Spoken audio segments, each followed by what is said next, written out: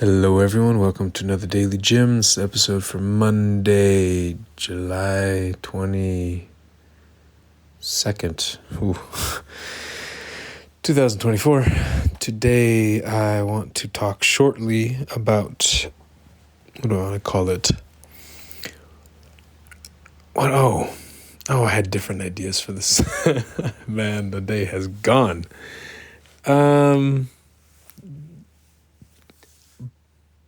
Biden, Harris, and how monogamy may make us think this is a zero-sum game. Hey, that title is going to get changed. The other title I wanted to do was Biden drops out of the race, Harris to replace. It sounded a lot more fun.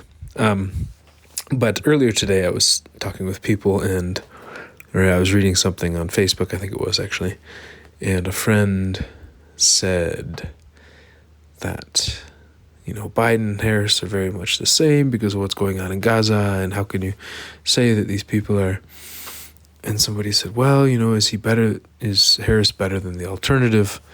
And people started asking those questions, and I just started to wonder that I wonder when we're thinking about choosing a president, do we try to find the perfect candidate? Do we try to find one that has not caused any harm to people that we care about? Or do we try to find one that gives perfect speeches and also gives perfect policy proposals and also gives perfect confidence and also gives perfect, et cetera, et cetera, et cetera. And I started to think a lot about how I think in the romantic sphere, we tend to have this idea, well, if we have monogamy, then we are choosing one person. And we have to choose this one person. And sometimes there are two people that we care about and we like, and we go, but I got to choose one.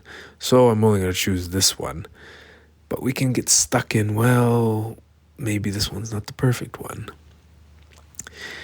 And I think we project a similar zero-sum mentality to choosing a political candidate, at least in the U.S., at least currently, at least some of us. And the way I've been looking at it more so is, would I think that Kamala Harris is perfect and how she does it? No. But if I'm electing only her and she has to do all the work, then maybe that matters more. But she doesn't have to do all the work. When the president comes in, they appoint something like 4,000 new people. And I imagine, considering she was from the previous administration, if she gets elected, she's probably not going to appoint 4,000 new people. She might totally flip the script and bring all these different people in. But even if she did, she's still not doing all the work. Maybe she makes the final decision. Okay, I mean, technically she's supposed to make the final decision on a lot of things, but she'll probably delegate a lot of things. And so then, does she need to be perfect? Does the candidate need to be perfect if it's not just one person running the show? Now, I think sometimes when we think about monogamy, it's this idea, this person needs to be my everything. I need to find my person. This idea of maybe even like a very strict monogamy. And yes, if that person is providing everything to you. But if that person is not providing everything to you, then maybe they don't need to be 100% perfect. Maybe it's like, this person is good enough because I also have other people in my life. And that balance of relationship really helps me stay more stable and more balanced, and allows me to be healthier in some ways. I don't know. And so really just kind of reflecting on this at a very late time tonight, but trying to understand, why do we seem to be driving to choose almost like the perfect candidate instead of focusing on one that is good enough. And I think maybe expecting to only have one person or one thing, when we have to choose one specific thing and that's the only thing, then we can get a lot more picky on the thing that we're choosing. For example, I often have become more minimalist over the years, and when I am choosing something, I am very specific on it because I only choose one. Like if I get a phone, I have one phone, or if I have a laptop, I have one laptop. I'm not doing multiple laptops. If I had multiple, I'd be like, whatever, I have multiple, I don't care. I could use this one and this one and this one. But if it's just one, then I think there's a lot of pressure to try to get it, quote unquote, perfect.